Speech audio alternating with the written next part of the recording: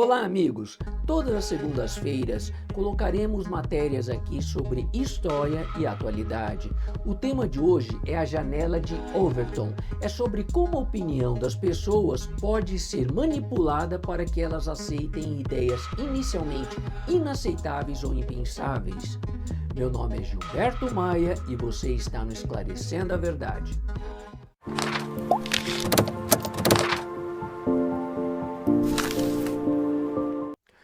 Amigos, muitos pontos de vista que as pessoas consideram que resultaram de suas próprias reflexões foram, na verdade, incutidas em suas cabeças. Conhecer o que é a janela de Overton permite compreender como a opinião pública pode realmente ser manipulada e moldada. Na década de 1990, Joseph Overton desenvolveu um modelo conceitual que explica como fazer isso, isto é, como tornar as ideias que eram inicialmente inaceitáveis pela sociedade em algo corriqueiro, no que é chamado hoje de um novo normal.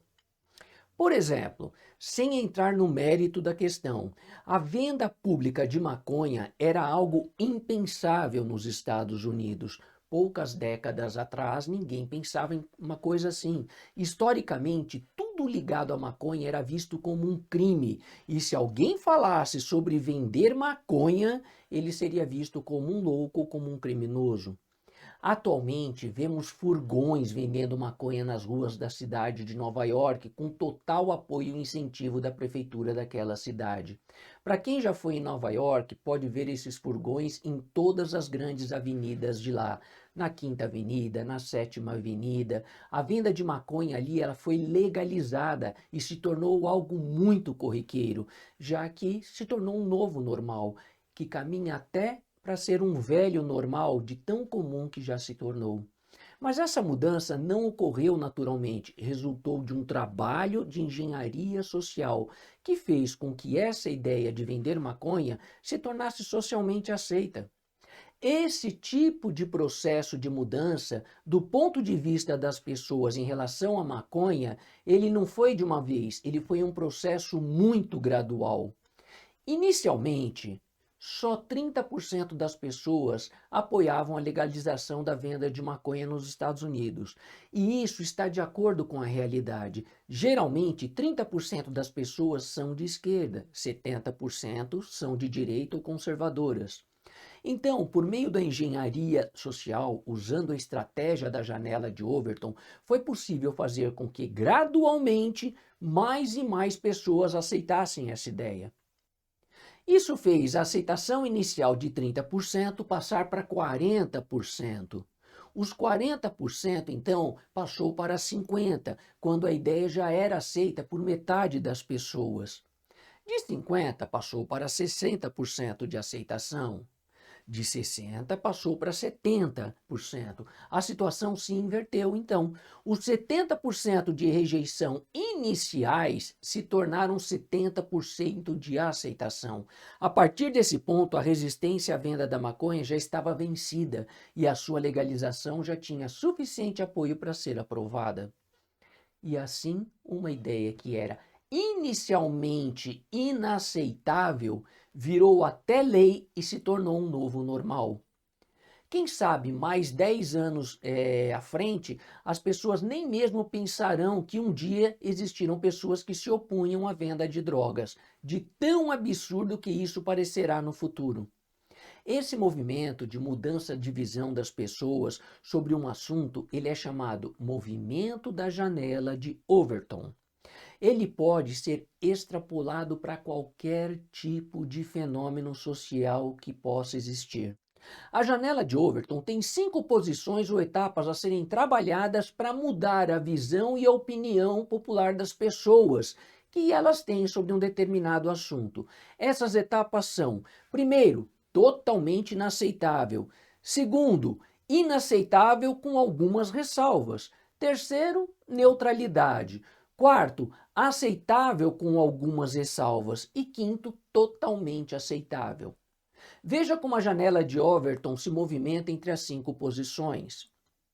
Um assunto que inicialmente é totalmente inaceitável pela opinião pública pode, através da engenharia social, passar de inaceitável para inaceitável com ressalvas, ou seja, as pessoas já começam a discutir o assunto da perspectiva de prós e contras, um assunto que inicialmente era indiscutível. O assunto deixa de ser visto como um tabu ou um absurdo. A janela de Overton vai assim sendo movida. Com mais engenharia social sobre aquele assunto, a janela de Overton é movida para a posição 3, de neutralidade, quando passa a existir um equilíbrio entre as pessoas que são a favor e aquelas que são contra a ideia. Na sequência, a janela de Overton é movida para a posição 4, que é aceitável com ressalvas, quando então a maioria das pessoas passou a aceitar aquela ideia, mas ainda com ressalvas que a impedem de abraçar totalmente a ideia. Finalmente, a janela de Overton passa para a quinta etapa, que é totalmente aceita pela maioria das pessoas. E dessa forma, coisas que eram inicialmente inaceitáveis, como por exemplo a ideologia de gênero, passaram a ser ensinadas em escolas e vistas como um novo normal. Vamos supor, então, que queiram que a ideia de comer carne humana seja aceita legalmente, né? Talvez você diga, que absurdo que é isso, comer carne humana. No entanto, muitas coisas consideradas absurdas no passado são agora socialmente vistas como normais e corriqueiras. Este exemplo de comer carne humana é um exemplo tétrico que nós pegamos, é um exemplo muito forte, mas é para vocês terem uma ideia de como a janela de Overton se movimenta e uma ideia completamente inaceitável passa a ser aceita. Em uma primeira etapa desse nosso exemplo, é preciso fazer com que um tema que é tabu, que nesse exemplo, comer carne humana, venha à tona, para deixar de ser um tabu. Então é fabricada e divulgada a notícia que um grupo de americanos em turismo pelas selvas africanas foi comido por uma tribo de canibais. Isso é muito impactante, mas é o famoso que falem mal, mas que falem de mim. A palavra canibalismo passa, então, a ser cada vez mais ouvida nas redes sociais e na mídia. Especialistas são chamados para falar sobre o canibalismo que há em outras culturas. Paralelamente, sai uma reportagem sobre um grupo de supostos canibais que exige respeito às suas tradições e direitos. Isso desperta mais ainda o interesse das pessoas e gera polêmica. As pessoas passam a falar e opinar sobre isso. Os engenheiros sociais podem agora, a partir das opiniões das pessoas, estabelecer estratégias para manipular a opinião pública, de modo a fazer a janela de Overton se mover novamente. Numa segunda etapa, começam a diferenciar canibalismo, que é matar pessoas para comê-las, de simplesmente comer carne humana. O absurdo vai assim deixando de ser um tabu. Simultaneamente, a mídia começa a mostrar vários argumentos científicos de especialistas que embasam a ideia de que comer carne humana não tem nenhum risco para a saúde, que tribos de índios no passado fizeram isso durante milênios. Em seguida, o assunto é conduzido para se tornar uma questão humanitária. Especialistas dirão que talvez seja um absurdo desperdiçar carne humana, um alimento saudável, quando temos milhões de pessoas passando fome no mundo, que é um desperdício enterrar ou cremar corpos humanos. Alguns, inclusive, dirão que doar o corpo é um ato tão nobre quanto de doar órgãos a quem precisa de um transplante. Falarão com sensacionalismo sobre milhões de animais abatidos nos matadouros todos os anos e que eles poderiam ser poupados se o ser humano desse um uso mais nobre para a carne humana, ao invés de jogá-la fora por razões de preconceito ou de religião. Dirão que isso é falta de amor ao próximo, aos animais e até à natureza. Cenas de pessoas passando fome, de animais sendo abatidos em matadouros, serão mostradas na TV do mundo todo. Então será criado o slogan: doe seu corpo, ele pode salvar vidas. Então, Nesse exemplo que nós estamos dando, é introduzida a ideia de que comer carne humana é um direito humano. É parecido com o slogan "Meu ventre, meu direito", usado pelos defensores do aborto. Em seguida, começam a surgir estudos de especialistas sobre formas de utilizar a carne humana.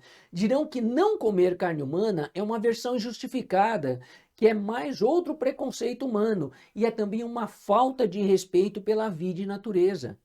Farão então que o termo comer carne humana seja ressignificado e dissociado do conceito de canibalismo ou de comer carne humana. E para isso é cunhado um termo totalmente novo para a mesma coisa. Por exemplo, alimentos ecológicos renováveis. Assim é feito um reset na cabeça das pessoas e tudo que possa lembrar o canibalismo e comer carne humana é mudado para alimentos ecológicos renováveis. A FAO, a Organização das Nações Unidas para a Alimentação e Agricultura, passa então a falar de projetos usando alimentos ecológicos renováveis. Então notem, o poder que criar novos termos tem sobre reduzir a rejeição que as pessoas têm àquela ideia. Termos como homofobia, homoafetivo e muitos outros criados com essa finalidade também mudaram a opinião das pessoas. Pessoas do mundo todo são incentivadas a dar ideias, são até premiadas por suas ideias. Tudo isso é para que se apropriem cada vez mais da ideia de comer carne humana. A partir deste momento, quem se opuser ou fizer críticas a alimentos ecológicos renováveis será considerado alguém de mente estreita e até anti-ciência, será chamado de negacionista. E desse modo, a ideia de comer carne humana, de inaceitável, completamente passou a ser aceita e defendida pela maioria das pessoas. Dessa forma, movendo a janela de Overton, qualquer ideia, por mais absurda que possa ser, é incutida na cabeça das pessoas. Essa guerra invisível, que a maioria das pessoas nem mesmo se dá conta, é feita com armas que mudam a percepção das pessoas, porque assim a humanidade é mentalmente escravizada sorrindo e chamando quem as escraviza de salvadores ou de heróis. Joseph Overton criou um modelo conceitual que explica algo que já vem sendo praticado há séculos pelos dirigentes mundiais e que agora está altamente potencializado e alavancado pelo poder dos meios de comunicação, pela tecnologia, pelas instituições de ensino e até instituições religiosas, pelos governos e etc. Quando pessoas perguntam por que o nosso mundo está tão virado de pernas para o ar, por que está tudo invertido, por que o errado se tornou certo e o certo virou errado, a resposta é bastante simples.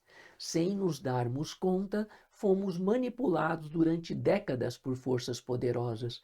Talvez você pergunte, mas quem está por detrás disso? Esse é um assunto que recorrentemente temos tratado em outros vídeos de forma consistente e clara. Os inscritos nesse canal sabem disso. Não vamos falar neste vídeo sobre os dirigentes do mundo, ok?